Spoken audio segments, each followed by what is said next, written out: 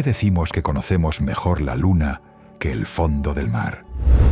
Bienvenido a esta noche en Planeta Nocturno.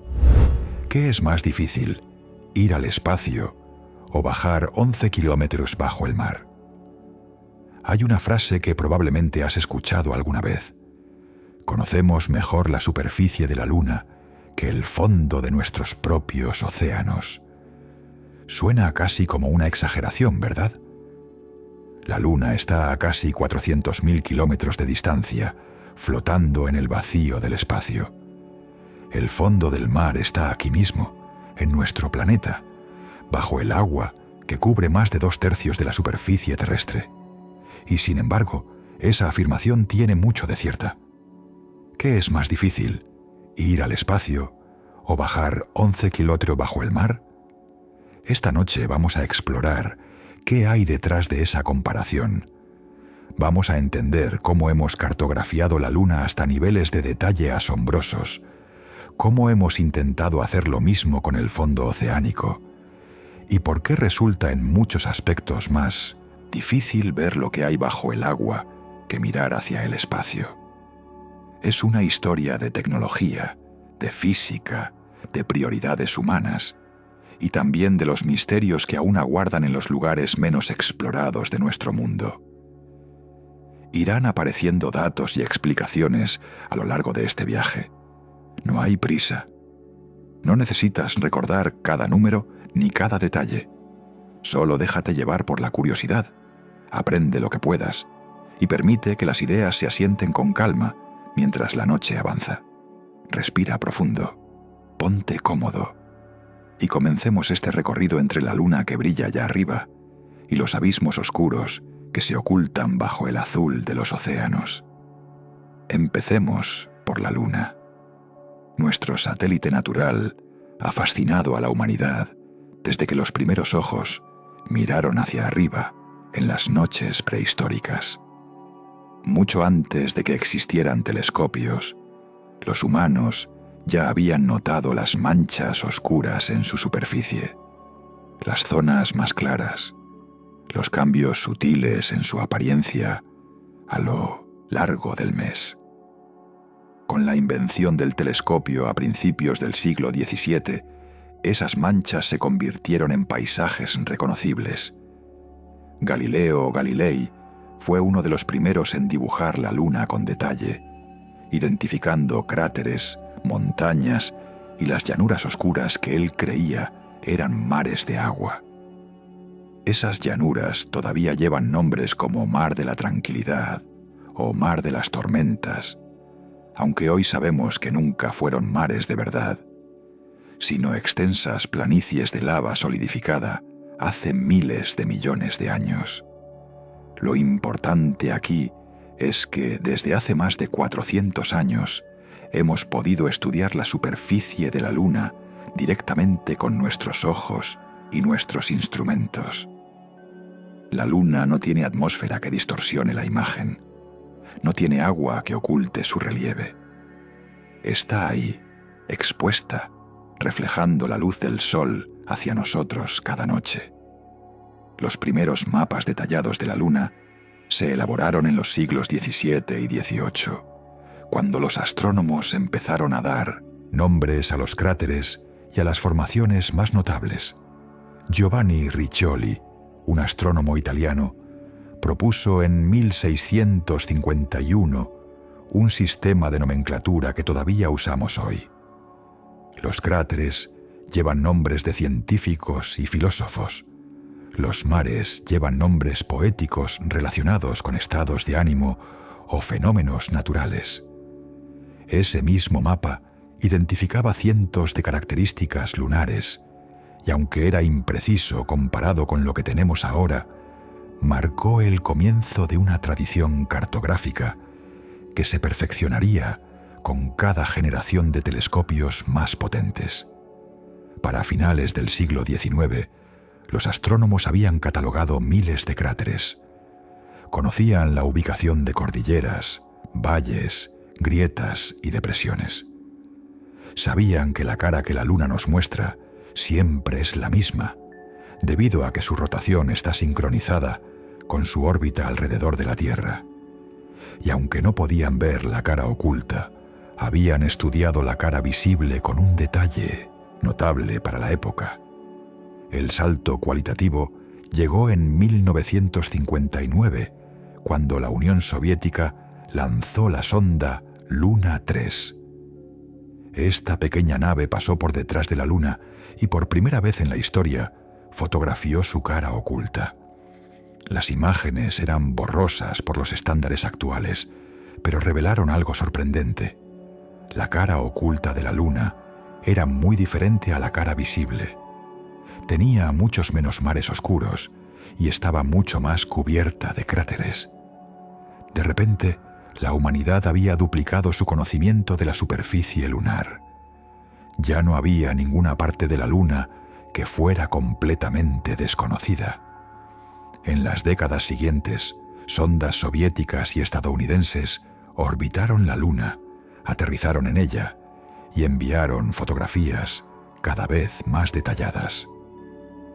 El programa Lunar Orbiter de la NASA, entre 1966 y 1967, fotografió el 99% de la superficie lunar con resoluciones suficientes para planificar los futuros alunizajes. Para cuando Neil Armstrong pisó la Luna en julio de 1969, los científicos ya tenían un mapa bastante completo de hacia dónde iban. Las misiones Apolo, entre 1969 y 1972, llevaron 12 seres humanos a caminar sobre la superficie lunar. Trajeron de vuelta casi 400 kilogramos de rocas y muestras de suelo. Instalaron instrumentos que siguieron enviando datos durante años. Fotografiaron su entorno desde la superficie, proporcionando perspectivas imposibles de obtener desde la Tierra o desde órbita. Cada misión aterrizó en una ubicación diferente, desde las llanuras del Mar de la Tranquilidad hasta las tierras altas de Hadley Rill. Los astronautas condujeron un vehículo lunar, exploraron cráteres, montañas y canales. Describieron el polvo fino que cubría todo, la falta de aire, el silencio absoluto, la Tierra brillando en un cielo negro. Esas experiencias directas, esas muestras traídas a laboratorios terrestres, revolucionaron nuestra comprensión de la Luna. Pero incluso sin las misiones tripuladas, la exploración robótica había avanzado enormemente. La Luna había dejado de ser un misterio distante para convertirse en un mundo conocido, aunque todavía lleno de preguntas. En las décadas posteriores a Apolo, nuevas misiones orbitales continuaron estudiando la Luna con instrumentos cada vez más sofisticados. La misión Clementine, en 1994, fue la primera en cartografiar toda la superficie lunar con un sensor multiespectral, revelando la composición de las rocas en diferentes regiones. Poco después, Lunar Prospector detectó indicios de hielo de agua en cráteres permanentemente en sombra cerca de los polos. Estas misiones demostraron que la exploración lunar no había terminado con Apolo. Apenas estaba empezando una nueva fase. En el siglo XXI, las misiones se han multiplicado. La sonda japonesa Kaguya, la india Chandrayaan, la china Chang'e, la estadounidense Lunar Reconnaissance Orbiter, todas han contribuido con datos, imágenes y mediciones. La Lunar Reconnaissance Orbiter, lanzada en 2009, ha fotografiado la superficie lunar con una resolución de hasta 50 centímetros por píxel. Es decir, desde la órbita puede ver objetos del tamaño de una mesa. Ha cartografiado toda la Luna en 3 dimensiones, creando un modelo de elevación digital que muestra cada cráter, cada montaña, cada valle con precisión. Hoy, el mapa de la Luna es uno de los más detallados de cualquier cuerpo celeste. Conocemos su topografía, la composición de su superficie, la distribución de sus cráteres, la ubicación de anomalías magnéticas y gravitatorias. Podemos identificar los lugares de alunizaje de las misiones Apolo, ver los senderos que dejaron los astronautas al caminar, incluso distinguir los vehículos lunares abandonados. Es un nivel de conocimiento impresionante para un mundo que está a casi 400.000 kilómetros de distancia. Y este conocimiento no para de crecer. Nuevas misiones planean regresar a la Luna, no solo para orbitar, sino para aterrizar, establecer bases, estudiar el hielo polar, explorar los tubos de lava que podrían servir como refugios para futuros astronautas. La Luna, nuestro vecino más cercano en el espacio, se ha convertido en un territorio cada vez más familiar, un lugar donde la presencia humana dejó de ser un sueño para convertirse primero en historia y pronto, quizás, en rutina. Ahora bajemos la mirada hacia la Tierra. Nuestro planeta está cubierto en un 71% por océanos. Esa inmensa extensión de agua azul que vemos desde el espacio oculta un relieve tan variado como el de cualquier continente. Montañas más altas que el Everest, cañones más profundos que el Gran Cañón, llanuras interminables, volcanes activos, cordilleras que se extienden por decenas de miles de kilómetros. Pero a diferencia de la Luna, no podemos ver ese relieve directamente. El agua absorbe y dispersa la luz. Incluso en las aguas más cristalinas, la luz solar solo penetra unos pocos cientos de metros antes de desaparecer. Más allá de eso, todo es oscuridad, y la profundidad media del océano es de casi 4.000 metros. Las fosas más hondas superan los 10.000 metros. Es un mundo oculto, envuelto en presión aplastante, frío constante y negrura total. Ver lo que hay ahí abajo requiere tecnologías muy diferentes a un telescopio. El primer intento serio de medir la profundidad del océano fue mediante sondeos con cable y peso. Un barco dejaba caer un peso atado a un cable muy largo. Esperaba a que tocara el fondo y luego medía cuánto cable había soltado. Era un proceso lento, impreciso y laborioso. Solo se podían tomar unas pocas mediciones por día, y cada una representaba un solo punto en un océano inmenso. Los primeros mapas del fondo oceánico eran, literalmente, colecciones de puntos dispersos unidos por suposiciones. No había forma de saber qué había entre un punto y otro. Las cordilleras submarinas, las fosas profundas, los montes aislados, todo eso permanecía invisible. Se sabía que el océano era profundo, pero la forma exacta de su fondo era en gran parte un misterio. Para poner esto en perspectiva, cuando los astronautas del Apolo 11 aterrizaron en la Luna en 1969, todavía no existía un mapa completo del fondo del océano Atlántico. La invención del sonar a principios del siglo XX cambió las cosas. El sonar envía pulsos de sonido hacia el fondo y mide cuánto tardan en regresar. Conociendo la velocidad del sonido en el agua, se puede calcular la distancia al fondo. Es el mismo principio que usan los murciélagos para orientarse en la oscuridad. El sonar permitió tomar muchas más mediciones, mucho más rápido y con mayor precisión que los sondeos con cable. Durante las guerras mundiales, la tecnología del sonar avanzó rápidamente por su utilidad militar para detectar submarinos. Después de la Segunda Guerra Mundial, barcos oceanográficos empezaron a usar el sonar para cartografiar sistemáticamente el fondo del mar.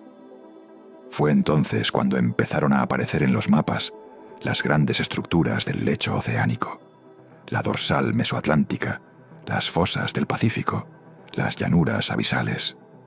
El relieve del fondo empezó a tomar forma.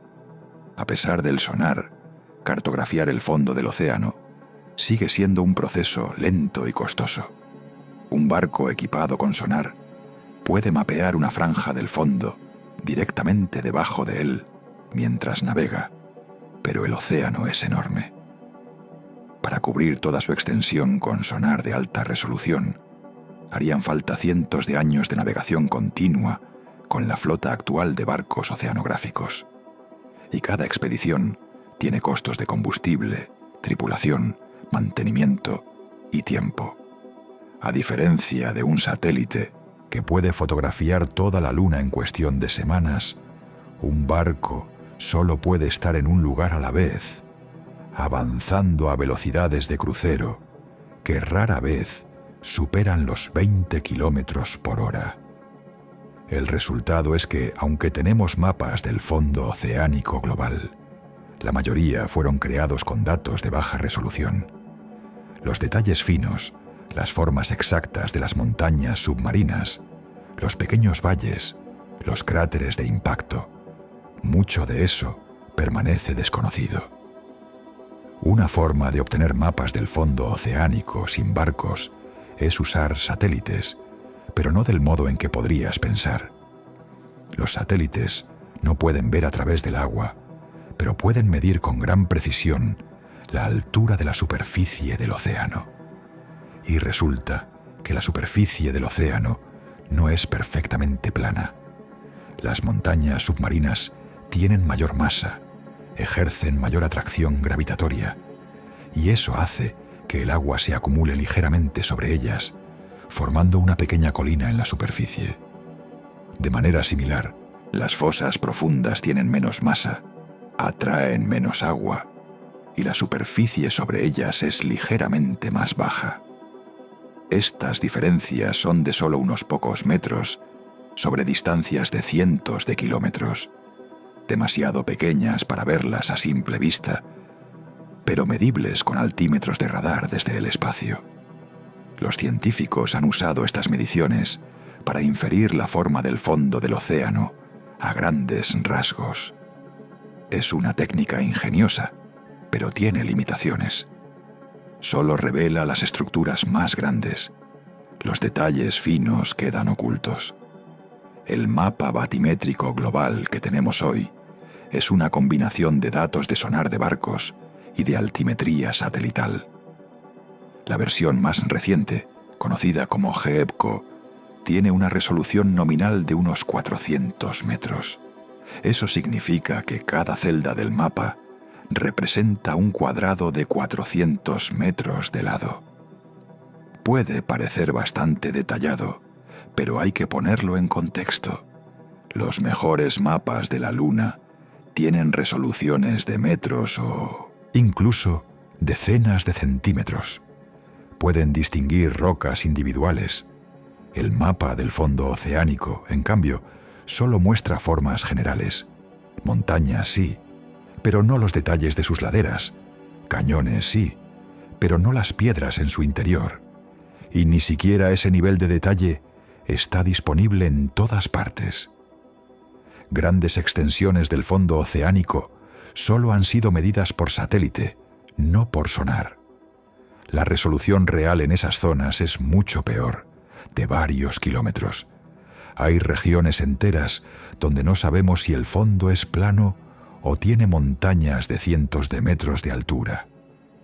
Una estadística que se cita con frecuencia es que solo entre el 20 y el 25% del fondo oceánico ha sido cartografiado con sonar moderno de alta resolución.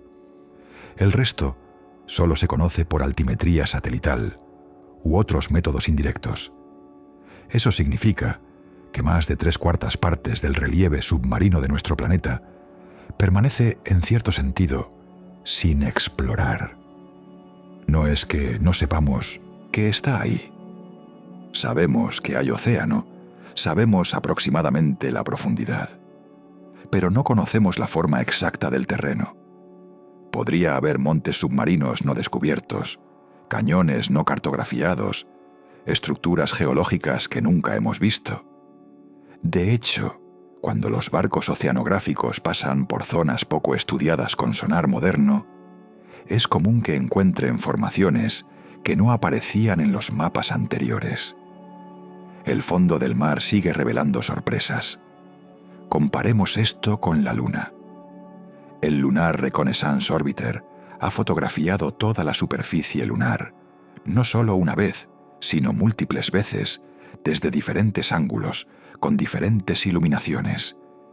Ha creado un modelo de elevación digital con una precisión de unos pocos metros en la mayor parte de la superficie. Puede ver cráteres de apenas unos metros de diámetro.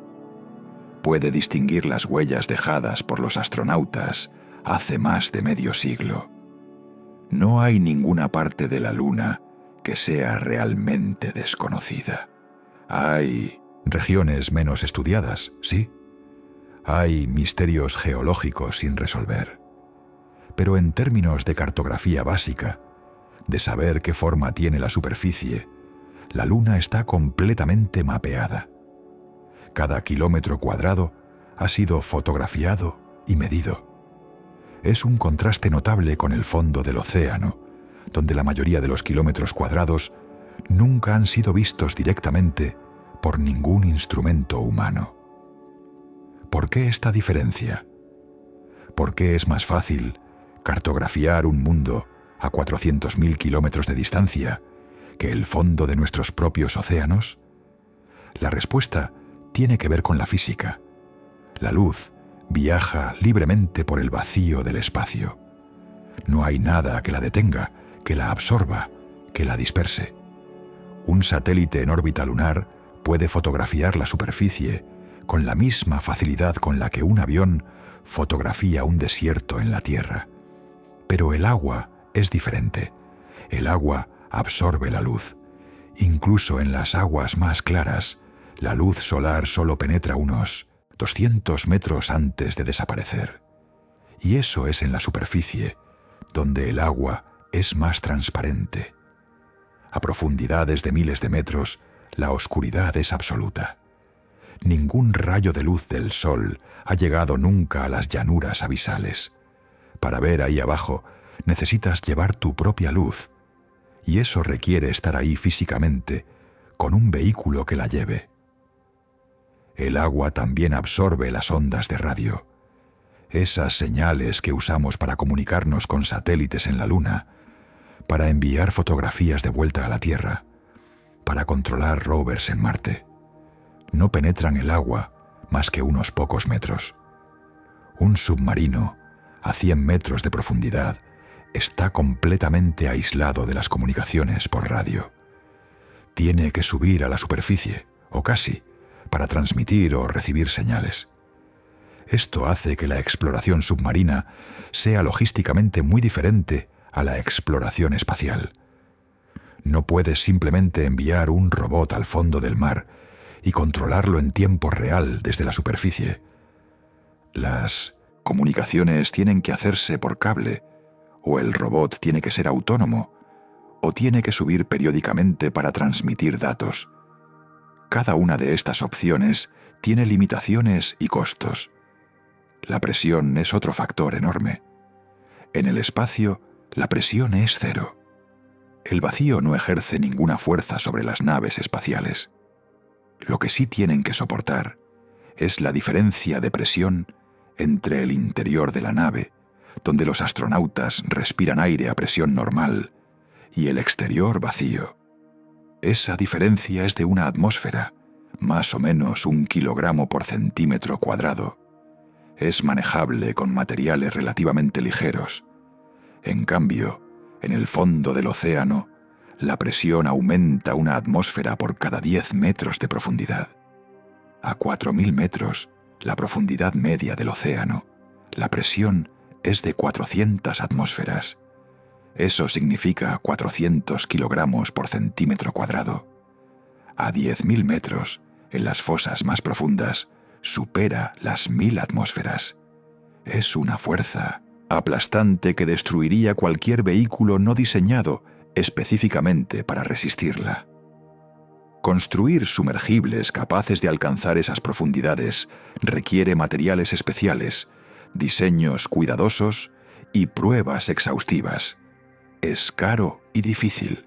Para ilustrar la diferencia, las naves espaciales suelen estar hechas de aluminio ligero, compuestos de carbono, materiales optimizados para ser lo más livianos posible, porque cada kilogramo que llevas al espacio cuesta miles de dólares en combustible. Los sumergibles de aguas profundas, en cambio, necesitan paredes gruesas de acero o titanio, esferas presurizadas, sistemas redundantes para mantener a los ocupantes vivos. El Deep Sea Challenger, el vehículo con el que James Cameron descendió a la fosa de las Marianas en 2012, pesaba casi 12 toneladas y solo podía llevar a una persona en una esfera de apenas 1 metro de diámetro. Bajar a esa profundidad y volver a subir tomó horas. El margen de error era mínimo. Cualquier fallo estructural habría sido catastrófico. La exploración del fondo del mar profundo requiere una ingeniería extrema que en muchos sentidos es más exigente que la exploración espacial. La temperatura también juega un papel. En el espacio, las temperaturas varían enormemente dependiendo de si estás expuesto a la luz solar o en sombra. Pero estas variaciones son predecibles y manejables con aislamiento y sistemas de control térmico. En el fondo del océano, la temperatura es casi constante, apenas unos pocos grados sobre cero. El agua fría no es tan extrema como el vacío del espacio, pero presenta sus propios desafíos. Los equipos electrónicos pueden funcionar mal. Los materiales se comportan de manera diferente. La corrosión por el agua salada ataca cualquier metal expuesto. Los sellos se degradan. Mantener instrumentos funcionando en el fondo del mar durante meses o años requiere protección contra la corrosión, materiales resistentes y diseños a prueba de fallos. La energía es otro desafío. En el espacio, los satélites y naves usan paneles solares para generar electricidad. La luz del sol es abundante y constante. Un satélite en órbita lunar puede operar durante años alimentándose solo de energía solar. En el fondo del océano no hay luz solar. Cualquier vehículo o instrumento necesita llevar sus propias baterías o estar conectado a la superficie por cable. Las baterías tienen capacidad limitada. Los cables implican un barco en la superficie que los mantenga, lo que limita la movilidad. Algunas estaciones de monitoreo en el fondo del mar usan baterías que duran meses o años, pero son pasivas, solo recogen datos.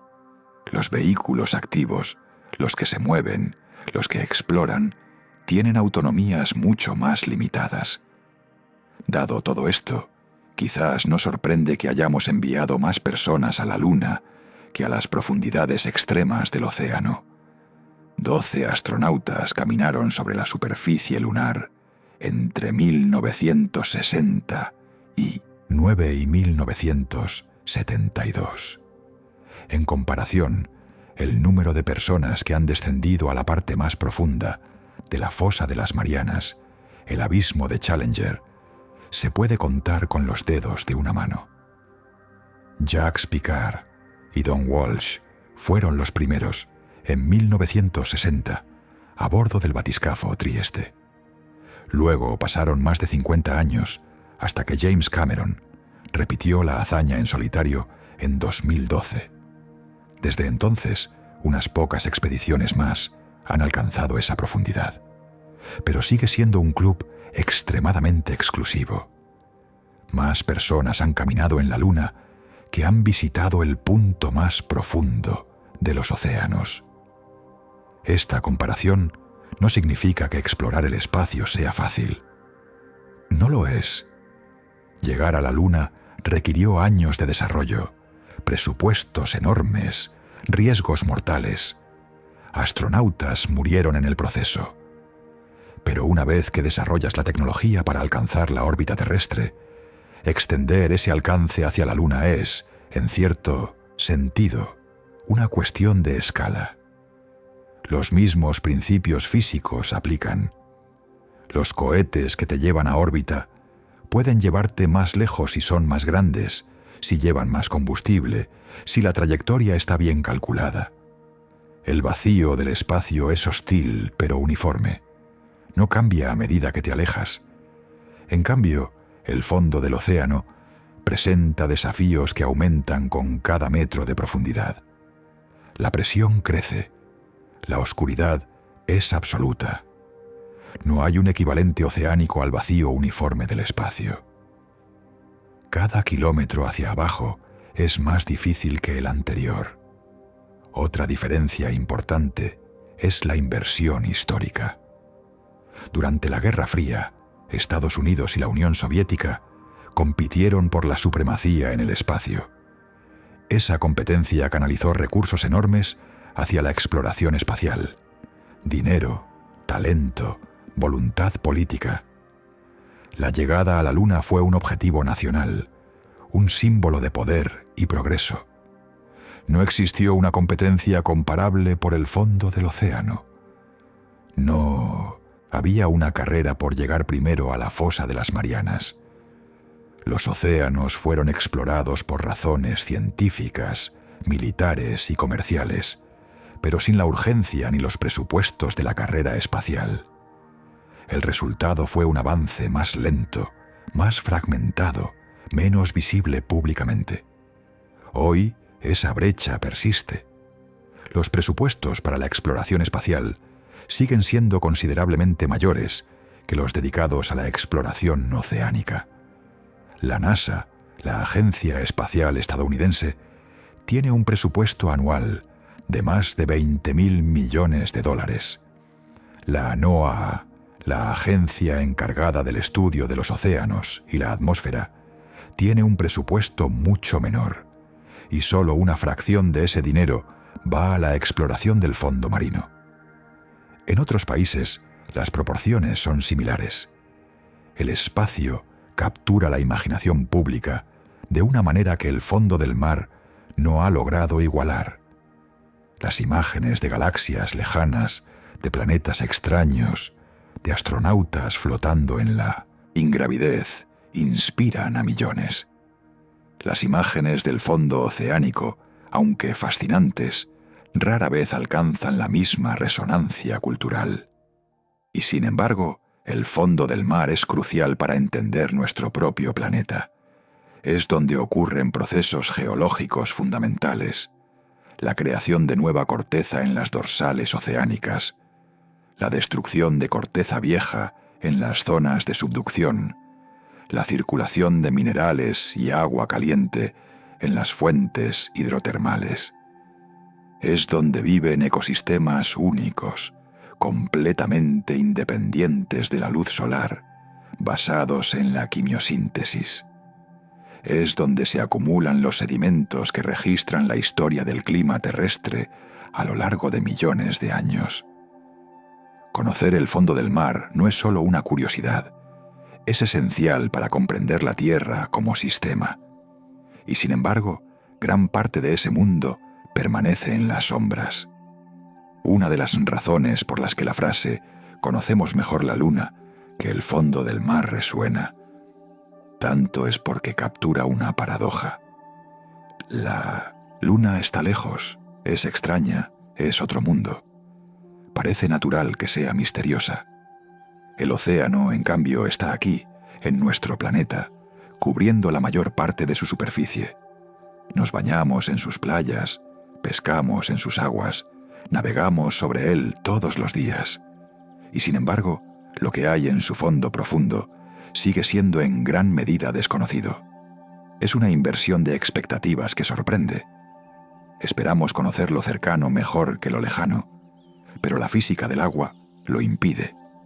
Pensemos en cómo vemos. Nuestros ojos evolucionaron para funcionar con luz, la radiación electromagnética que el Sol emite en abundancia y que atraviesa la atmósfera terrestre sin dificultad. En el espacio, esa misma luz viaja sin obstáculos. Un telescopio puede recoger luz de galaxias a miles de millones de años luz de distancia, pero bajo el agua la luz se absorbe rápidamente. Incluso la luz artificial que llevamos se dispersa, se atenúa, se pierde en la distancia. Ver en el océano profundo es como intentar ver en una niebla densa, solo que la niebla es infinita y no hay manera de disiparla. Nuestro sentido dominante, la visión, es casi inútil allí. Tenemos que confiar en otros métodos, el sonido, el tacto, los instrumentos que miden lo que nuestros ojos no pueden percibir. El sonar es el sustituto de la visión bajo el agua.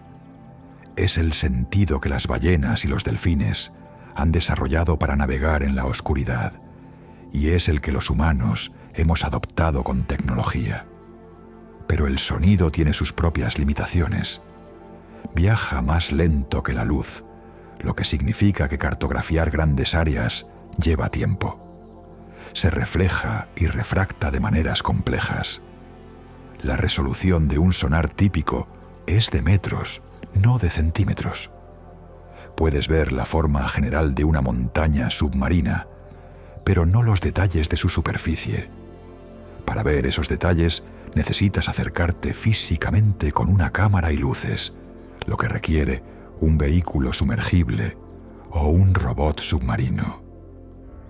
Los vehículos operados remotamente, conocidos por sus siglas en inglés, ROV, han sido herramientas clave para la exploración oceánica.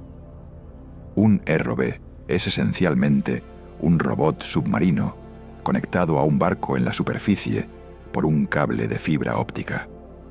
El operador en el barco ve lo que ve el ROV a través de cámaras y lo controla con joysticks. El cable transmite energía hacia abajo y datos hacia arriba.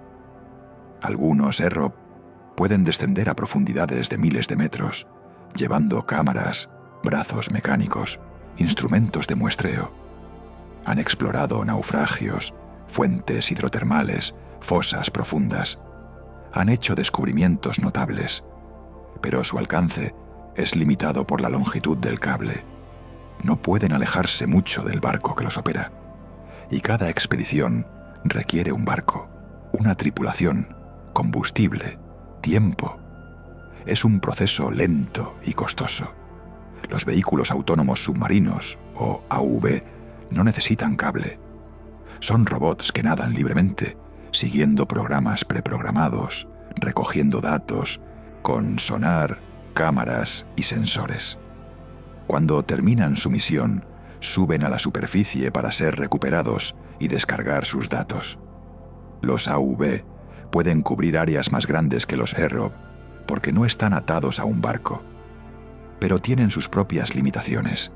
Sus baterías duran horas, no días.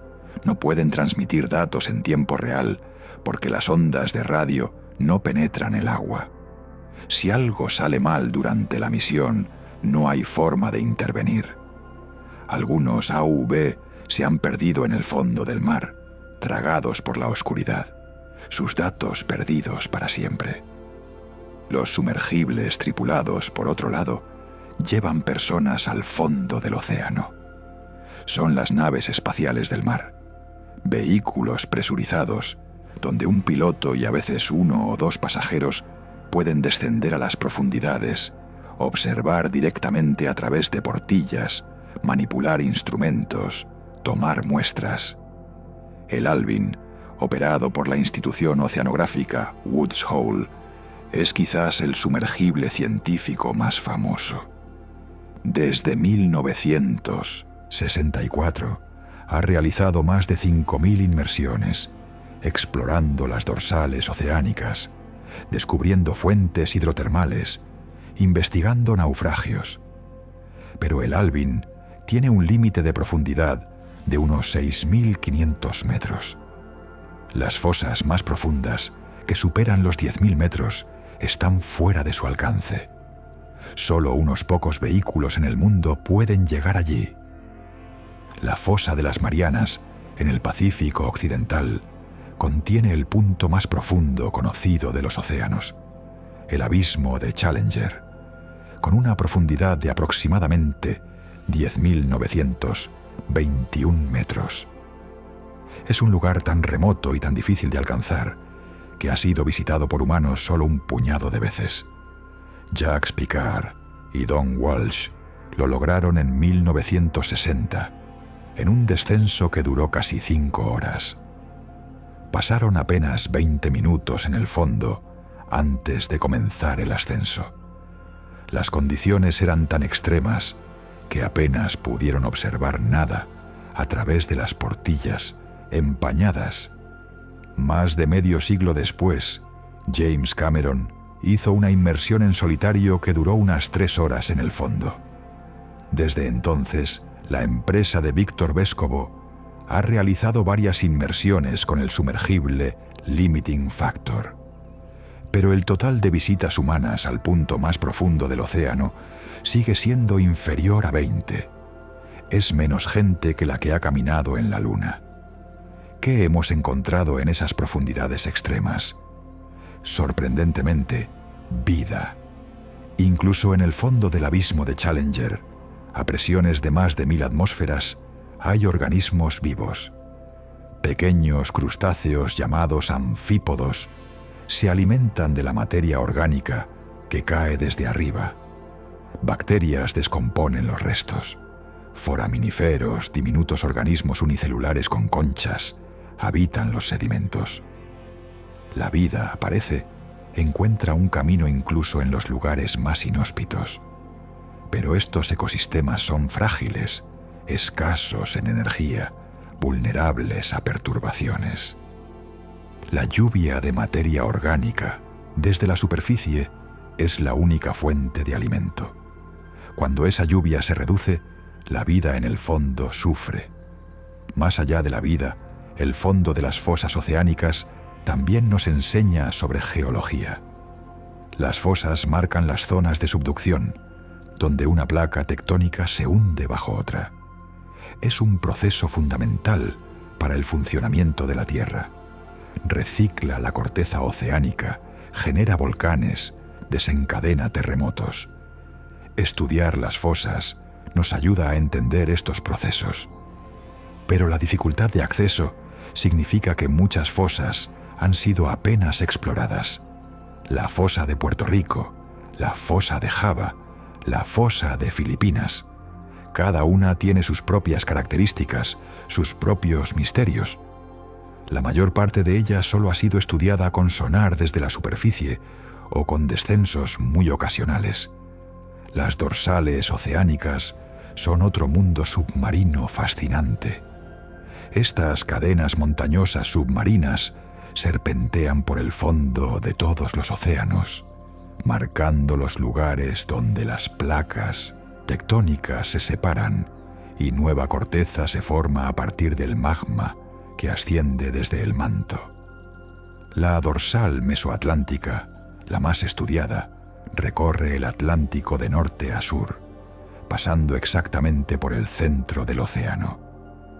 Tiene montañas que se elevan miles de metros sobre el fondo circundante, valles donde el magma se solidifica en lava negra, fuentes hidrotermales que escupen agua caliente y minerales.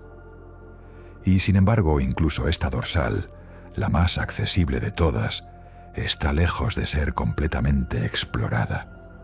Solo fragmentos han sido visitados por sumergibles o ROV.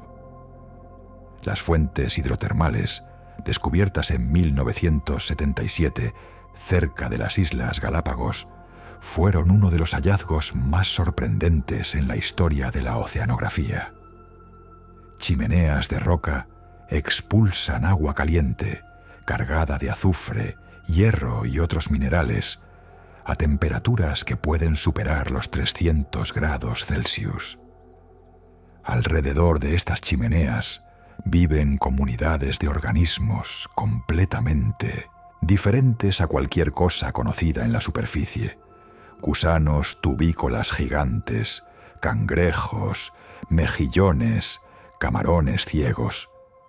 Estos ecosistemas no dependen de la luz solar. Obtienen su energía de bacterias que oxidan el sulfuro de hidrógeno en el agua caliente. Fue la primera vez que se descubrió un ecosistema terrestre no basado en la fotosíntesis. Cambió nuestra comprensión de dónde es posible la vida. Desde entonces se han descubierto fuentes hidrotermales en todas las dorsales oceánicas estudiadas, también en volcanes submarinos aislados, en las espaldas de arcos insulares, en las cuencas de los mares marginales. Cada nuevo descubrimiento revela especies nuevas, adaptadas a condiciones ligeramente diferentes. Algunos ecosistemas tienen gusanos tubícolas, otros no. Algunos tienen cangrejos, otros camarones. Las diferencias dependen de la química del agua, la temperatura, la historia evolutiva del lugar. Hay probablemente miles de fuentes hidrotermales activas en los océanos y solo unas pocas decenas han sido visitadas por científicos. Los montes submarinos son otra característica del fondo oceánico que permanece en gran parte inexplorada. Son montañas aisladas que se elevan desde el lecho del mar sin llegar a romper la superficie. Pueden ser volcanes extintos, volcanes activos o formaciones de otro origen. Se estima que hay más de 100.000 montes submarinos en los océanos, definidos como elevaciones de al menos 1.000 metros de altura, pero solo unos pocos cientos han sido estudiados en detalle. Los montes submarinos albergan ecosistemas únicos, con corales de aguas profundas, esponjas, peces que no se encuentran en ningún otro lugar.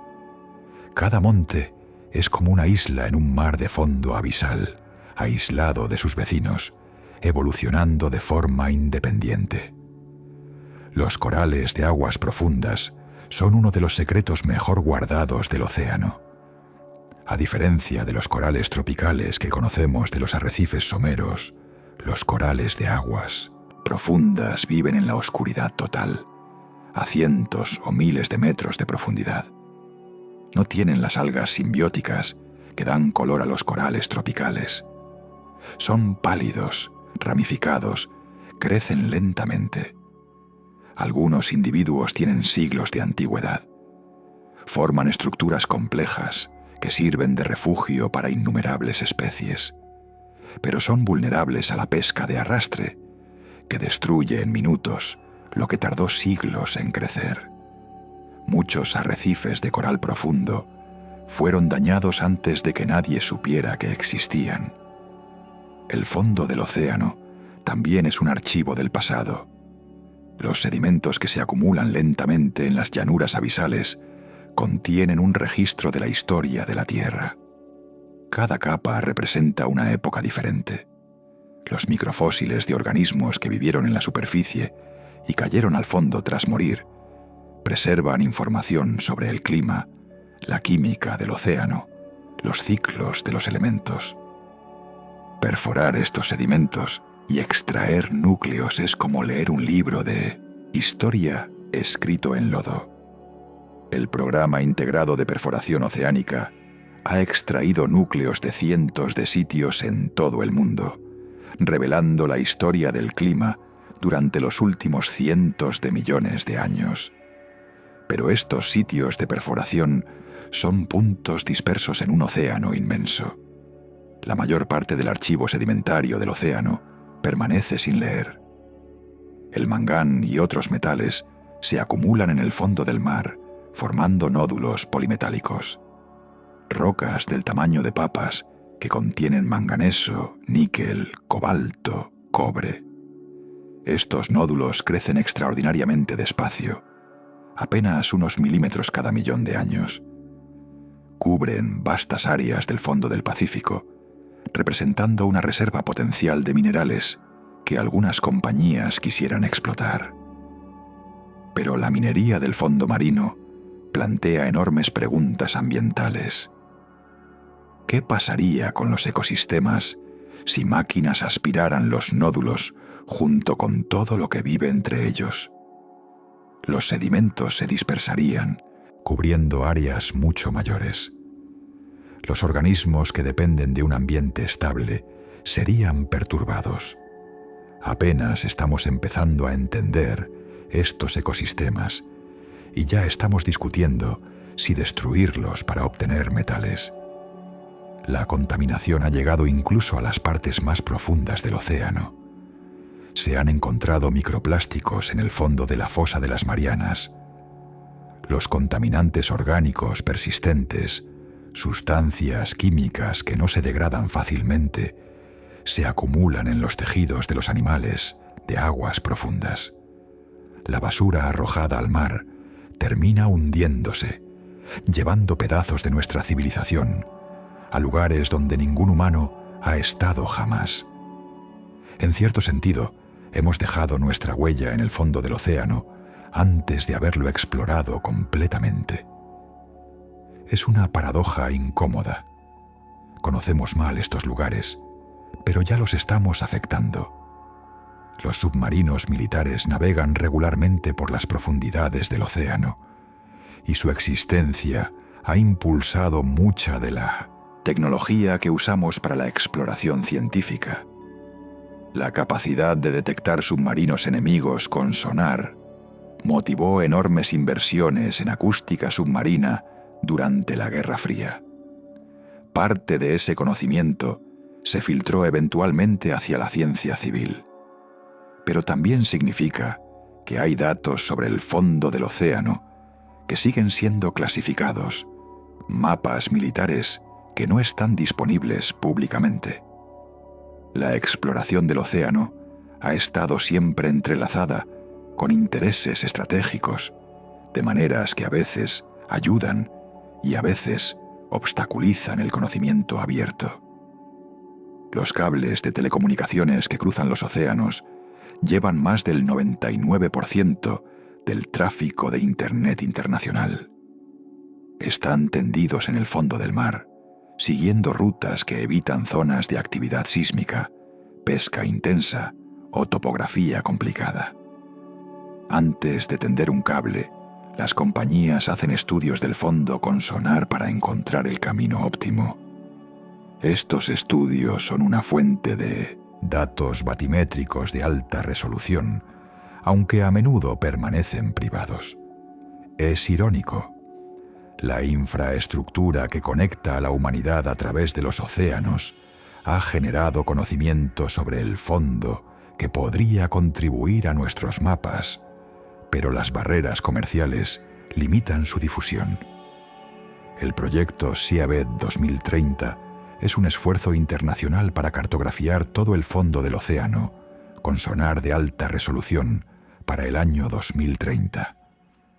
Cuando se lanzó en 2017, solo alrededor del 6% del fondo había sido mapeado con detalle. Para 2023, esa cifra había subido a casi 25%.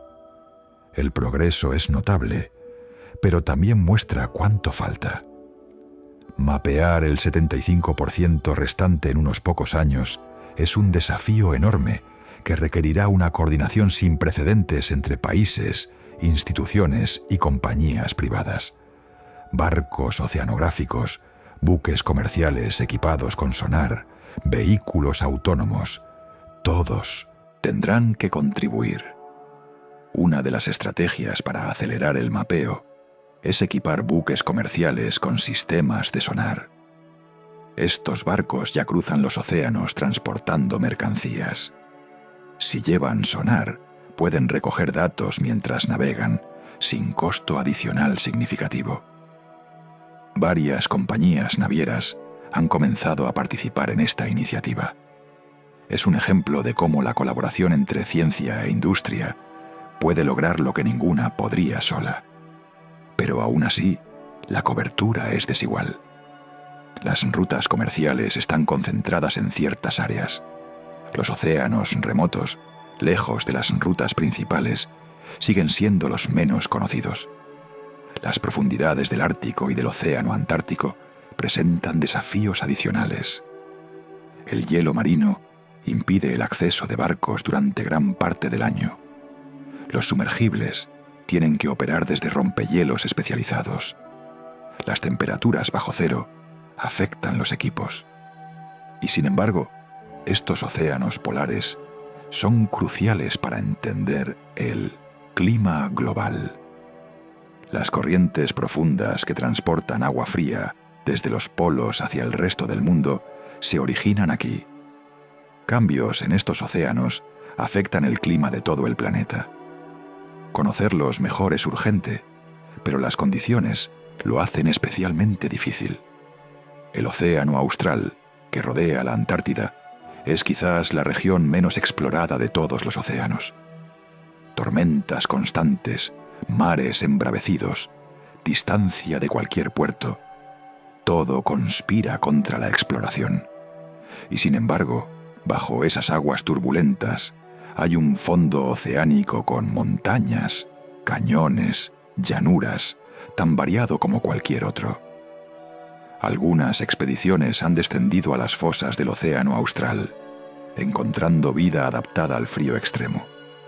Peces con anticongelante natural en la sangre, invertebrados que crecen lentamente en aguas casi a 0 grados. Pero estos son atisbos aislados. El mapa completo del fondo del océano austral está lejos de completarse. Comparemos de nuevo con la Luna. Cada centímetro cuadrado de la superficie lunar ha sido fotografiado desde órbita. No hay ninguna región de la Luna que no hayamos visto con nuestros instrumentos. Las fotografías más detalladas muestran rocas individuales, cráteres de metros de diámetro, las huellas de los astronautas conservadas perfectamente en el regolito. Si quieres saber cómo se ve cualquier punto de la Luna, puedes encontrar una imagen. No hay vacíos en el mapa. En cambio, si quieres saber cómo se ve un punto cualquiera del fondo del océano, lo más probable es que nadie lo haya visto nunca. Podría haber una montaña allí, un valle, una llanura de lodo. No lo sabemos. El contraste es asombroso. Si este viaje por la Luna y el fondo del mar te está gustando, puedes suscribirte para acompañarnos en más viajes como este. Continuemos explorando. Los rayos de luz que llegan desde la Luna hasta nuestros telescopios han viajado un poco más de un segundo. A la velocidad de la luz, la distancia de casi 400.000 kilómetros se recorre en menos de 1,5 segundos. Esa cercanía en términos de luz hace que estudiar la Luna sea, en cierto sentido, como estudiar cualquier objeto iluminado en la Tierra. La física es la misma. Los telescopios recogen fotones, las cámaras los registran, las computadoras procesan las imágenes. No hay nada fundamentalmente diferente entre fotografiar la Luna y fotografiar una montaña a kilómetros de distancia, excepto la escala. En cambio, fotografiar el fondo del océano requiere superar barreras físicas que no tienen equivalente en el espacio. La velocidad del sonido en el agua es de aproximadamente 1.500 metros por segundo, mucho más lenta que la luz, pero también mucho más lenta que la velocidad del sonido en el aire. Esto significa que un pulso de sonar tarda varios segundos en ir y volver desde profundidades oceánicas típicas. Si el fondo está a 4.000 metros, el eco tarda más de 5 segundos en regresar. Esto limita la velocidad a la que un barco puede cartografiar el fondo. Si avanza demasiado rápido, los ecos de pulsos sucesivos se superponen. Hay un límite físico a la velocidad de mapeo, y ese límite es lento comparado con las vastas áreas que hay que cubrir. La resolución del sonar también depende de la frecuencia del sonido utilizado. Frecuencias más altas dan mejor resolución, pero se atenúan más rápidamente en el agua, limitando el alcance. Frecuencias más bajas viajan más lejos, pero dan imágenes más borrosas. Para cartografiar el fondo a miles de metros de profundidad, hay que usar frecuencias relativamente bajas, lo que significa resoluciones relativamente pobres. Solo cuando un vehículo se acerca al fondo con sonar de alta frecuencia se pueden obtener imágenes detalladas. Pero eso requiere sumergir ese vehículo, lo cual es lento y costoso. Las primeras imágenes verdaderas del fondo oceánico profundo vinieron de las cámaras de arrastre, dispositivos que se bajaban con un cable y tomaban fotografías mientras eran arrastrados cerca del fondo. Eran imágenes fijas, en blanco y negro, mostrando fragmentos aislados de un mundo desconocido. Lodo, rocas, ocasionalmente un pez o un invertebrado sorprendido por el destello del flash. Estas imágenes parecían venir de otro planeta. En cierto modo, lo eran. Mostraban un ambiente tan diferente de la superficie que los científicos tenían dificultades para interpretar lo que veían. Hoy, los ROVE y sumergibles llevan cámaras de alta definición, iluminación LED potente, brazos manipuladores. Las imágenes que transmiten son nítidas, a color, casi cinematográficas. Podemos ver los tentáculos de un pepino de mar moviéndose en la corriente, los ojos reflectantes de un pez abisal, las chimeneas negras de una fuente hidrotermal expulsando humo mineral. Pero estas imágenes cubren solo una fracción minúscula del fondo.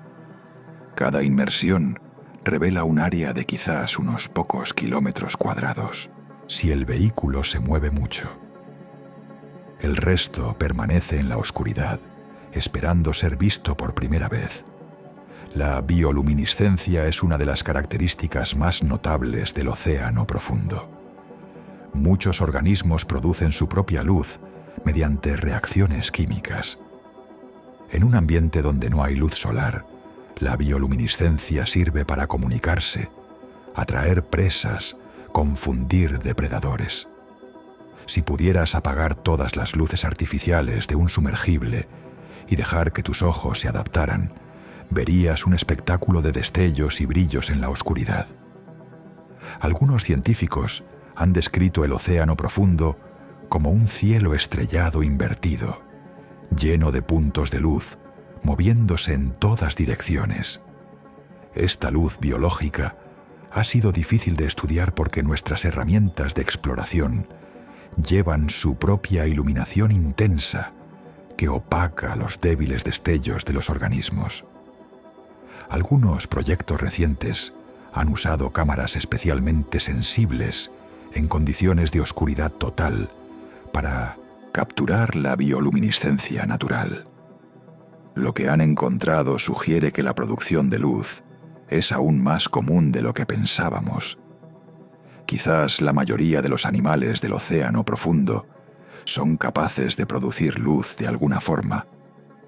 Es un mundo luminoso a su manera, aunque esa luz sea invisible para nosotros en la mayoría de las circunstancias. Los sonidos del océano profundo también guardan misterios. Aunque la oscuridad impide ver, el sonido viaja muy bien en el agua. Los hidrófonos, micrófonos diseñados para funcionar bajo el agua, han captado sonidos de origen desconocido en las profundidades.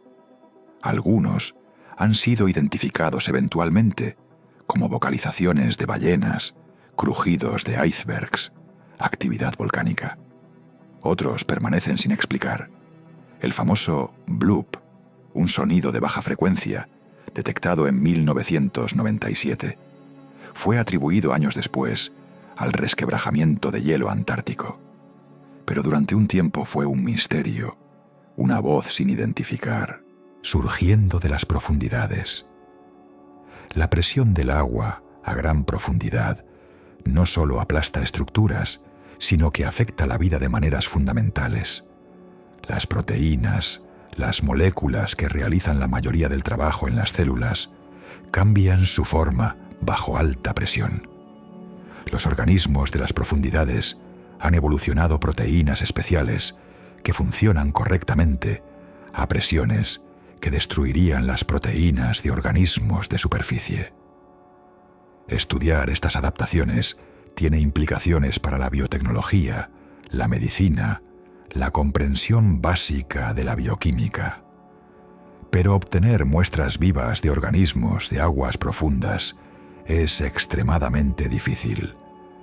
Al traerlos a la superficie, la presión cae y muchos mueren o se dañan irreparablemente. Algunos científicos han desarrollado sistemas de muestreo que mantienen la presión durante el ascenso, permitiendo estudiar organismos en condiciones cercanas a las de su hábitat natural.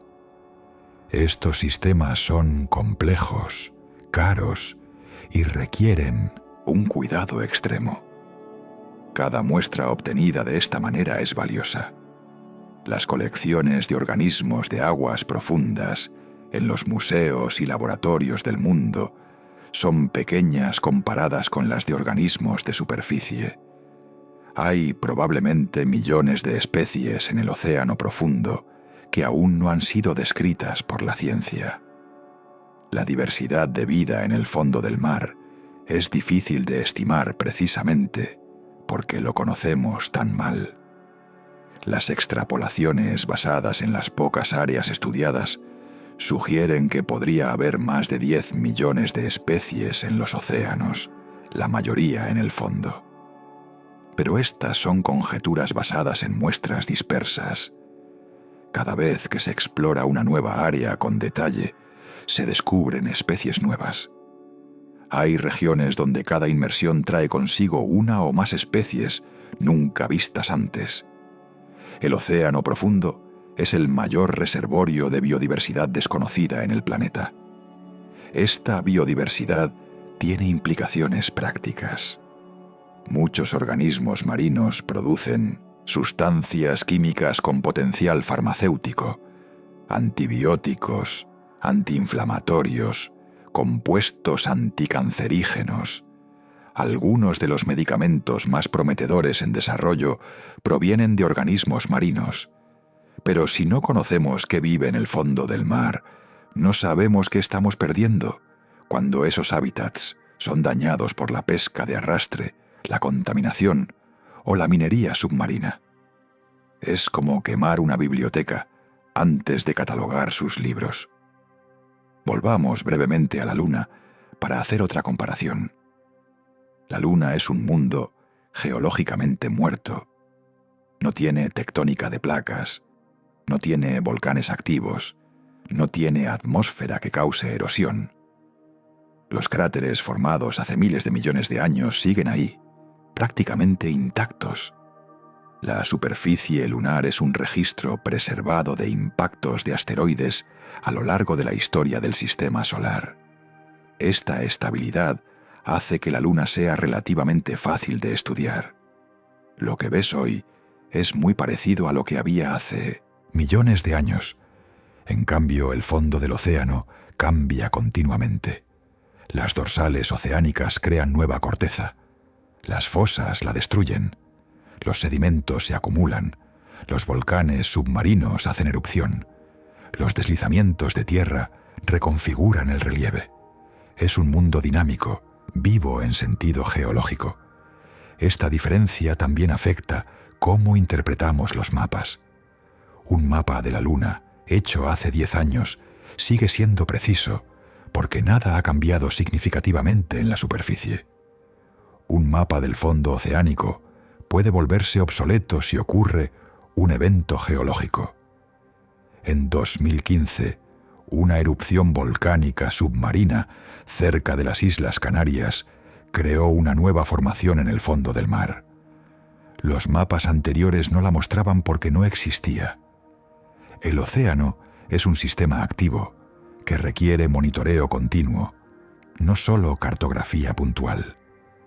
La erosión en la Luna es causada únicamente por impactos de meteoritos y por la radiación solar que gradualmente desintegra las rocas superficiales. Es un proceso lento, casi imperceptible a escalas humanas. En el océano, la erosión y deposición son continuas. Las corrientes de fondo mueven sedimentos, tallan cañones, construyen y destruyen formaciones. Los deslizamientos submarinos pueden mover millones de toneladas de material en cuestión de minutos. La forma del fondo del mar está siempre cambiando, aunque la mayoría de esos cambios ocurran sin testigos. Uno de los procesos geológicos más espectaculares del fondo oceánico es el deslizamiento de taludes. Cuando sedimentos acumulados en el borde de la plataforma continental se vuelven inestables, pueden desplomarse en avalanchas submarinas que descienden kilómetros por el talud continental. Estos deslizamientos pueden generar tsunamis si desplazan suficiente agua. El deslizamiento de Storega, frente a la costa de Noruega, hace unos 8.000 años, generó un tsunami que inundó las costas del Mar del Norte. Estos eventos son raros, pero catastróficos, y detectar potenciales zonas de deslizamiento es una razón más para conocer mejor el fondo del mar. La sismología submarina nos da otra forma de ver el interior de la Tierra bajo los océanos. Los terremotos generan ondas que viajan a través del planeta, y midiendo cómo llegan a diferentes estaciones sismológicas, podemos inferir la estructura interna. Pero las estaciones sismológicas están principalmente en tierra firme. El fondo del océano, donde ocurren muchos de los terremotos más grandes del mundo, está relativamente poco instrumentado. Hay proyectos para instalar sismómetros permanentes en el fondo del mar, pero cada uno requiere un despliegue complicado y costoso. Los cables científicos son otra herramienta emergente. Además de los cables de telecomunicaciones comerciales, hay proyectos que instalan cables equipados con sensores a lo largo de miles de kilómetros del fondo oceánico. Estos cables pueden medir temperatura, presión, actividad sísmica e incluso detectar el paso de animales marinos. Permanecen en funcionamiento durante años, proporcionando datos continuos de lugares que de otro modo solo serían visitados ocasionalmente. El observatorio Neptune, en la costa de Canadá, es uno de estos sistemas, monitoreando un área activa del fondo del Pacífico. La tecnología de la exploración oceánica está avanzando rápidamente. Los vehículos autónomos son cada vez más capaces, con mejores baterías, sensores más sofisticados, inteligencia artificial que les permite tomar decisiones sobre la marcha. Algunos prototipos pueden operar durante semanas sin necesidad de regresar a la superficie. Flotas de pequeños robots podrían, en teoría, cubrir vastas áreas del fondo oceánico de manera coordinada, compartiendo datos y dividiendo tareas. Estas visiones todavía están en desarrollo, pero podrían transformar nuestra capacidad de explorar el mar profundo.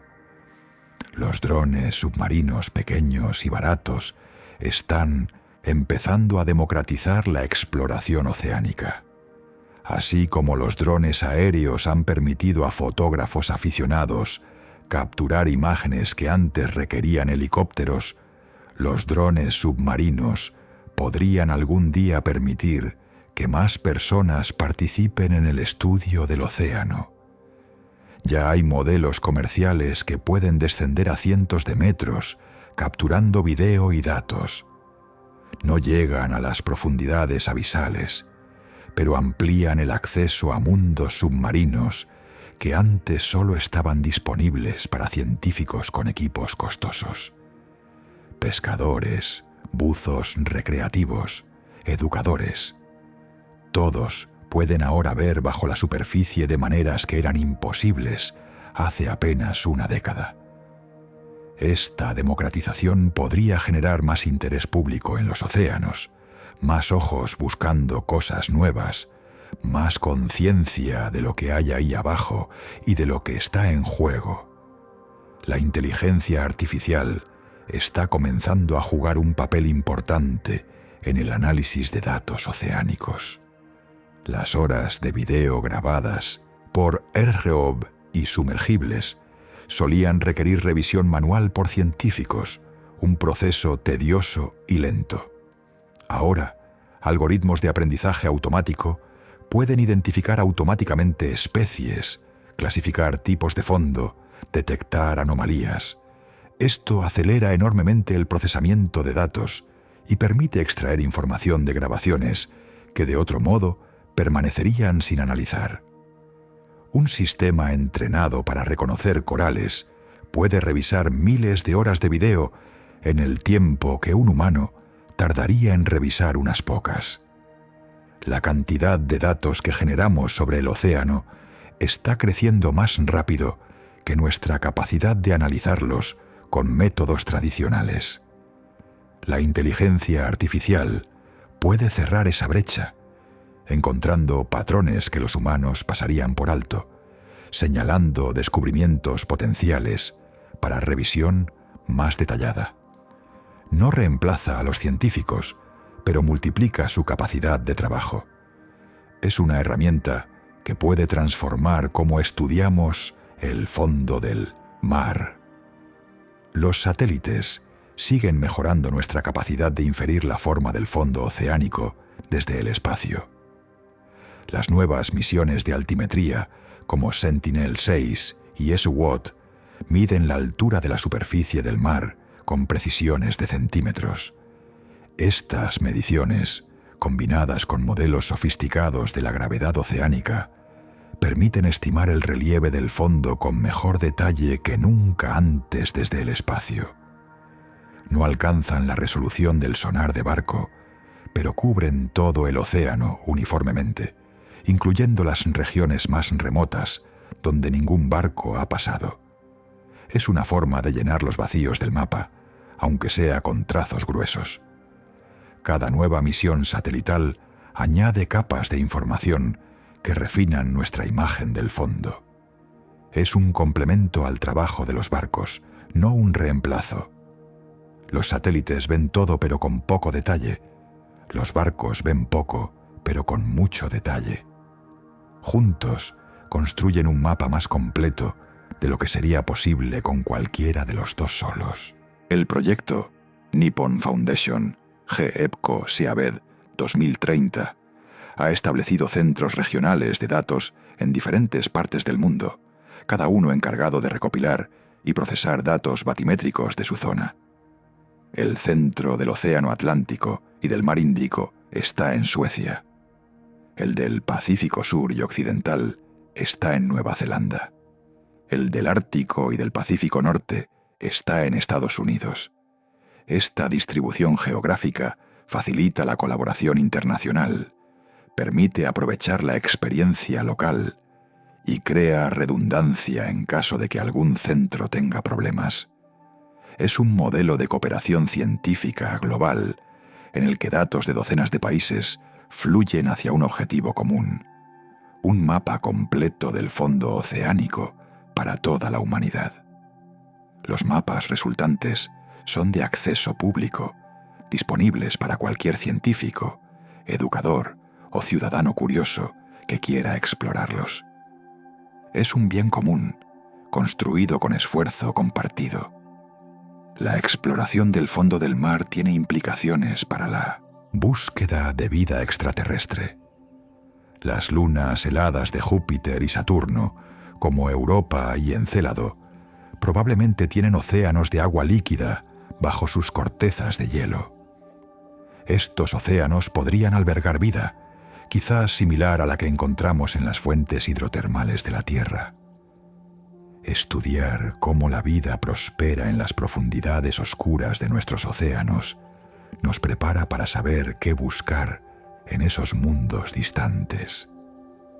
Cada descubrimiento sobre ecosistemas quimiosintéticos en el fondo del mar expande nuestro concepto de dónde es posible la vida. Si la vida puede existir sin luz solar, alimentándose de la química de rocas calientes bajo kilómetros de agua, quizás pueda existir también bajo kilómetros de hielo en una luna lejana. El fondo del océano terrestre es nuestro laboratorio para explorar esa posibilidad antes de enviar sondas a Europa. La arqueología submarina ha encontrado en el fondo del mar algunos de los tesoros históricos más impresionantes. Naufragios antiguos, ciudades sumergidas, restos de civilizaciones olvidadas. El agua preserva muchos materiales mejor que el aire, protegiendo objetos de la oxidación y la descomposición. Pero localizar y estudiar estos sitios requiere las mismas tecnologías que usamos para explorar el fondo del mar en general: sonar, ROV, sumergibles. Muchos naufragios yacen a profundidades accesibles solo con equipos especializados. El Titanic, descubierto en 1985 a casi 4 kilómetros de profundidad, es el ejemplo más famoso. Pero hay miles de otros naufragios cuyas historias permanecen sin contar, esperando en la oscuridad a ser encontrados. Cada uno es una cápsula del tiempo, un fragmento de historia humana preservado por el mar. El océano profundo también contiene recursos que algunas industrias quisieran explotar. Además de los nódulos polimetálicos, hay depósitos de sulfuros masivos cerca de las fuentes hidrotermales, ricos en cobre, zinc, oro y plata. Las costras de ferromanganeso que cubren las laderas de los montes submarinos contienen cobalto y otros metales valiosos. La demanda de estos materiales para baterías, electrónica y energía renovable está creciendo. Algunas compañías han obtenido licencias de exploración de la Autoridad Internacional de los Fondos Marinos, el organismo que regula la minería en aguas internacionales. El debate sobre si permitir la minería a gran escala está en curso. Los científicos advierten que sabemos muy poco sobre los ecosistemas que serían afectados. Los defensores de la minería argumentan que los metales son necesarios para la transición energética. Es un dilema sin respuesta fácil, complicado por nuestra ignorancia sobre lo que realmente hay en el fondo. La pesca de arrastre de fondo es la actividad humana que más ha alterado el fondo del océano en las últimas décadas. Las redes pesadas que se arrastran por el lecho marino para capturar peces y mariscos destruyen todo a su paso: corales, esponjas, cualquier estructura que se eleve del fondo. Vastas áreas del talud continental han sido aradas repetidamente por estas redes. En muchos casos, los ecosistemas fueron destruidos antes de que los científicos pudieran estudiarlos. Algunas regiones que ahora parecen fondos de lodo monótonos, alguna vez albergaron jardines de coral de aguas profundas. La recuperación, si es posible, tomaría décadas o siglos. Las regulaciones sobre pesca de arrastre varían entre países y en aguas internacionales la vigilancia es difícil. Proteger el fondo del mar requiere no solo conocerlo mejor, sino también actuar sobre lo que ya sabemos. Las áreas marinas protegidas son una herramienta para conservar los ecosistemas oceánicos, incluyendo los del fondo. Algunas de estas áreas prohíben la pesca, otras limitan ciertas actividades. En teoría, proteger una zona permite que los ecosistemas se recuperen y sirvan como refugio para especies. En la práctica, la creación de áreas protegidas en aguas profundas es complicada. Es difícil monitorear lo que ocurre a miles de metros bajo la superficie. La jurisdicción en aguas internacionales es ambigua y los procesos políticos para establecer nuevas áreas son lentos. Aún así, el área total de océano, bajo alguna forma de protección, ha ido creciendo. Tratados recientes, como el Tratado de Alta Mar adoptado en 2023, establecen marcos para proteger la biodiversidad en aguas internacionales. Queda por ver cómo se implementarán. La conectividad entre las profundidades del océano y la superficie es mayor de lo que solíamos pensar. Las partículas que se hunden desde arriba llevan carbono al fondo, donde puede quedar enterrado durante milenios. Las corrientes profundas transportan nutrientes que eventualmente ascienden a la superficie en zonas de surgencia. Los animales que migran verticalmente, subiendo de noche y bajando de día, conectan diferentes capas del océano. Lo que ocurre en el fondo afecta a la superficie y viceversa. El océano es un sistema integrado, no una colección de capas aisladas. Entender el fondo es necesario para entender el océano entero, y entender el océano es necesario para entender el clima, los ciclos de nutrientes, la productividad pesquera, todo lo que depende del mar. El cambio climático está llegando al fondo del océano. Las temperaturas de las aguas profundas están aumentando lentamente, aunque el cambio sea menor que en la superficie. Las corrientes que llevan oxígeno al fondo podrían debilitarse, expandiendo las zonas de bajo oxígeno. La acidificación afecta a los organismos que construyen estructuras de carbonato de calcio, incluyendo muchos que viven en las profundidades. Los efectos todavía no se entienden completamente porque tenemos pocas series de datos a largo plazo del fondo oceánico. Las observaciones que existen sugieren cambios en curso. Es otra razón para conocer mejor este ambiente, para saber qué estamos perdiendo y cómo está cambiando. Necesitamos primero saber qué hay ahí. Los océanos absorben aproximadamente un cuarto del dióxido de carbono que los humanos emiten a la atmósfera. Gran parte de ese carbono termina eventualmente en las profundidades, ya sea disuelto en el agua o incorporado en organismos que se hunden al morir. Este servicio del océano profundo, almacenar carbono que de otro modo calentaría la atmósfera, tiene un valor incalculable para el clima global. Pero no es gratuito. El carbono extra acidifica el agua, afectando a los ecosistemas. Y si las corrientes oceánicas cambian, el carbono almacenado podría regresar a la superficie más rápido de lo que baja. Entender estos procesos requiere observar el fondo del mar, medir flujos de carbono, rastrear la química del agua a diferentes profundidades. El océano profundo es parte del sistema climático, aunque esté fuera de nuestra vista. Los volcanes submarinos son más numerosos que los volcanes terrestres. La mayoría están en las dorsales oceánicas, donde la actividad volcánica es casi continua, creando nueva corteza. Pero también hay volcanes aislados, montes submarinos que crecen lentamente con cada erupción. Algunos de estos volcanes están activos, expulsando lava bajo miles de metros de agua.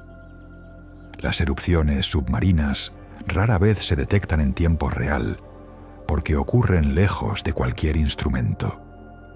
A veces los marineros ven piedra pómez flotando en la superficie, evidencia de una erupción reciente en algún lugar debajo. Otras veces las erupciones pasan completamente desapercibidas, conocidas solo cuando un barco oceanográfico pasa años después y nota que el fondo ha cambiado. El vulcanismo submarino es un proceso geológico fundamental que ocurre mayormente sin testigos. Los tsunamis más devastadores tienen su origen en el fondo del mar. Cuando un terremoto desplaza verticalmente una sección del fondo oceánico, el agua sobre ella también se desplaza, generando una ola que viaja a través del océano a cientos de kilómetros por hora. En mar abierto, la ola es baja y pasa desapercibida. Pero al acercarse a la costa, la ola se eleva y puede inundar zonas costeras con consecuencias catastróficas. El tsunami de 2004 en el Índico, causado por un terremoto frente a Sumatra, mató a más de 200.000 personas. entender mejor la geología del fondo oceánico, identificar las fallas activas, monitorear los movimientos sísmicos, todo contribuye a sistemas de alerta temprana que pueden salvar vidas. El conocimiento del fondo del mar tiene aplicaciones prácticas muy reales. Los cables de telecomunicaciones que cruzan los océanos son vulnerables a terremotos, deslizamientos submarinos y anclas de barcos. Cuando un cable se rompe, el tráfico de Internet tiene que redirigirse por otras rutas, causando congestión y retrasos. En casos extremos, un terremoto ha roto múltiples cables simultáneamente, aislando regiones enteras temporalmente. Las compañías de telecomunicaciones monitorean constantemente el estado de sus cables y tienen barcos especializados para reparar roturas. Pero la vulnerabilidad fundamental permanece. Nuestra conectividad global depende de hilos tendidos en el fondo de un océano que conocemos imperfectamente. Mapear mejor el fondo ayuda a planificar rutas más seguras para nuevos cables, evitando zonas de riesgo sísmico o de deslizamiento. La navegación submarina depende de conocer la forma del fondo. Los submarinos militares usan mapas batimétricos detallados para moverse sin ser detectados, evitando montes submarinos que podrían revelar su presencia o dañar el casco. Los mapas que usaban los submarinos de la Guerra Fría eran secretos celosamente guardados, porque conocer el fondo daba ventaja táctica. Parte de esa información sigue siendo clasificada, pero con el fin de la Guerra Fría, algunos datos militares han sido liberados y han contribuido a los mapas civiles. Esta mezcla de ciencia y seguridad nacional ha marcado la historia de la exploración oceánica, a veces facilitándola con financiación y tecnología, a veces restringiéndola con secretismo. Los recursos genéticos del fondo del mar son objeto de negociaciones internacionales. Los organismos de las profundidades contienen genes únicos, adaptados a condiciones extremas, que podrían tener aplicaciones biotecnológicas. ¿Quién tiene derecho a recoger esos organismos, secuenciar sus genes, desarrollar productos basados en ellos? En aguas nacionales, los países tienen jurisdicción, pero en alta mar, el tema es más complicado. El nuevo Tratado de Alta Mar incluye provisiones sobre el acceso y la distribución de beneficios de los recursos genéticos marinos. Es un intento de asegurar que los beneficios de la biodiversidad oceánica sean compartidos equitativamente, no capturados solo por quienes tienen la tecnología para acceder a las profundidades. La basura que arrojamos al mar eventualmente se hunde. Latas, botellas, redes de pesca abandonadas, contenedores perdidos de barcos mercantes. Todo desciende lentamente hacia el fondo. En las fosas más profundas se han encontrado bolsas de plástico y envoltorios de caramelos. No son muchos, pero su presencia es un recordatorio incómodo de nuestro alcance. Llegamos al fondo del océano con nuestra basura antes de llegar con nuestros ojos. Los desechos más pesados se acumulan en los puntos más bajos, como las fosas oceánicas, que actúan como sumideros. Limpiar esa basura es prácticamente imposible, dadas las profundidades involucradas. Lo que tiramos al mar permanece allí, esencialmente para siempre, a escalas humanas. Las corrientes de turbidez son flujos de agua cargada de sedimentos que descienden por el talud continental como avalanchas submarinas. Pueden viajar cientos de kilómetros, erosionando cañones, depositando sedimentos en las llanuras abisales. En 1929, un terremoto frente a Terranova generó una corriente de turbidez que rompió una serie de cables telegráficos submarinos en secuencia, permitiendo a los científicos calcular la velocidad del flujo, más de 60 kilómetros por hora. Estas corrientes son eventos breves pero potentes que remodelan el fondo del mar. Ocurren sin aviso y generalmente sin testigos. Solo después, cuando se examina el daño a los cables o se cartografía el nuevo relieve, queda claro lo que pasó. El estudio del fondo del mar ha revelado que la vida puede existir en condiciones que antes creíamos imposibles. Bacterias que prosperan a más de 100 grados Celsius en las chimeneas hidrotermales. Organismos que sobreviven a presiones que aplastarían cualquier cosa que conocemos en la superficie. Seres que no necesitan oxígeno, que obtienen energía de reacciones químicas que nunca vemos en nuestra vida cotidiana. Cada uno de estos descubrimientos ha ampliado nuestra definición de lo que significa estar vivo. La vida es más resistente, más adaptable, más creativa de lo que imaginábamos. El fondo del océano ha sido un maestro en ese sentido, enseñándonos humildad sobre nuestras suposiciones. La relación entre la humanidad y el océano profundo está en un punto de inflexión. Por un lado, nuestra capacidad tecnológica para explorar y explotar las profundidades está creciendo rápidamente. Por otro lado, nuestra comprensión de esos ecosistemas sigue siendo fragmentaria.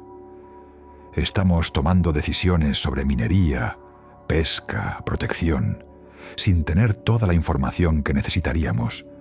Es como planificar una ciudad sin haber visto nunca el terreno. Podemos hacerlo, pero los errores serán costosos y algunos serán irreversibles. La urgencia de conocer mejor el fondo del mar no es solo científica, es práctica, económica, ética. Volvamos a la comparación original. La Luna, con toda su lejanía, es un mundo expuesto a nuestra vista. No tiene atmósfera que distorsione, no tiene agua que oculte, no tiene vida que cambie. Es un archivo geológico congelado en el tiempo, esperando ser leído. Hemos enviado docenas de misiones, tripuladas y robóticas, que han fotografiado, medido, muestreado su superficie. La conocemos con un detalle que hace apenas un siglo habría parecido magia. En cambio, el fondo del océano está aquí mismo, a horas de navegación de cualquier puerto, y sin embargo, permanece en gran parte desconocido. Es una paradoja que dice mucho sobre los desafíos que presenta el agua, pero también sobre nuestras prioridades como especie. Quizás la atracción del espacio tiene que ver con nuestra necesidad de mirar hacia afuera, de imaginar nuevos horizontes, de soñar con lo que hay más allá. El océano, por su parte, es íntimo, es parte de nosotros, está tan cerca que casi lo damos por sentado. La luna brilla en el cielo nocturno, invitándonos a mirar. El océano simplemente está ahí, cubriendo la mayoría del planeta, tan familiar que olvidamos lo poco que sabemos de sus profundidades. Hay algo poético en esa inversión. Lo lejano se vuelve conocido mientras lo cercano permanece misterioso. Pero quizás eso está cambiando. El interés por los océanos parece estar creciendo. Documentales, expediciones transmitidas en vivo, proyectos de ciencia ciudadana. Más personas que nunca están prestando atención a lo que hay bajo las olas. El decenio de las Naciones Unidas de las Ciencias Oceánicas para el Desarrollo Sostenible, que va de 2021 a 2030, busca catalizar esfuerzos para entender y proteger los océanos. Iniciativas como SEABET 2030 movilizan recursos y voluntades para cartografiar el fondo. Hay un sentido creciente de que no podemos gestionar lo que no conocemos y de que conocer el océano es urgente. El fondo del mar es también un lugar de belleza, aunque esa belleza sea difícil de ver. Las formaciones de coral de aguas profundas, con sus ramas delicadas extendiéndose en la oscuridad. Los jardines de esponjas que cubren los flancos de los montes submarinos. Las chimeneas hidrotermales con sus columnas de humo oscuro y sus comunidades de vida extraña. Los valles y cañones que rivalizan en grandeza con cualquier paisaje terrestre. Todo esto existe, aunque pocos ojos humanos lo hayan visto. Cada imagen que traemos de las profundidades es un regalo, una ventana a un mundo que permanece en gran parte oculto. En cierto sentido, el fondo del mar es el último gran territorio inexplorado de la Tierra. Los polos han sido alcanzados, las montañas más altas escaladas, los desiertos más remotos cruzados. Pero las profundidades oceánicas siguen guardando secretos. Hay cañones que nadie ha recorrido, montañas que nadie ha visto, valles que no tienen nombre. Es un territorio que queda por descubrir, aquí mismo en nuestro planeta. Para quienes sienten la llamada de la exploración, el fondo del mar ofrece todavía la posibilidad de ser los primeros en ver algo nuevo. La exploración del océano profundo requiere paciencia. Los descensos son lentos, las comunicaciones difíciles, los datos llegan despacio. No hay la inmediatez de la exploración espacial con sus imágenes transmitidas en directo. Pero hay una intimidad diferente, la sensación de descender hacia lo desconocido, de ver aparecer formas en la luz de los focos, de no saber qué hay más allá del círculo de luz. Los exploradores submarinos describen una mezcla de asombro y concentración, la necesidad de prestar atención a cada detalle, porque el tiempo en el fondo es limitado y cada segundo cuenta. El ser humano es pequeño frente al océano. Somos criaturas de tierra, adaptadas a vivir en una delgada capa de aire sobre la superficie del planeta. El mar nos es ajeno, hostil, sin la protección de la tecnología. Y sin embargo, sentimos curiosidad por lo que hay debajo, una necesidad de saber que nos impulsa a construir máquinas que soporten la presión, luces que perforen la oscuridad, cámaras que capturen lo que nuestros ojos no pueden ver directamente. Esa curiosidad es profundamente humana. Es la misma que nos llevó a la Luna y que algún día nos llevará más lejos. Hay algo reconfortante en saber que todavía quedan misterios. En un mundo donde parece que todo está mapeado, fotografiado, documentado, el fondo del océano nos recuerda que hay lugares sin nombre, criaturas sin describir, paisajes sin cartografiar. No es que debamos romantizar la ignorancia, pero sí podemos apreciar que el descubrimiento sigue siendo posible, que la frontera no se ha cerrado. Para cada generación que viene, hay todavía algo nuevo que encontrar en las profundidades de nuestro propio planeta. La próxima vez que mires la luna en el cielo nocturno, piensa en lo mucho que sabemos de ella.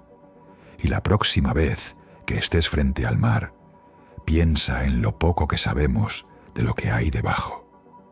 Esa asimetría es extraña, fascinante y de alguna manera muy humana. Hemos llegado más lejos de lo que nuestros antepasados habrían creído posible, pero también hemos dejado sin explorar gran parte de lo que está más cerca. Es una invitación a la humildad, pero también a la acción. Hay trabajo por hacer, descubrimientos por venir, misterios por resolver. Y así llegamos al final de este recorrido entre la luna y el fondo del mar. Hemos visto cómo la física favorece la exploración del espacio sobre la exploración de las profundidades, cómo la historia y las prioridades humanas han ampliado esa diferencia y cómo el océano profundo sigue siendo en gran parte desconocido a pesar de estar tan cerca.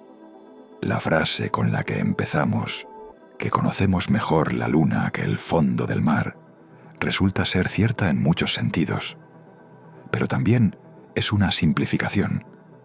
Conocer es un espectro, y tanto la luna como el océano guardan todavía secretos que las futuras generaciones descubrirán.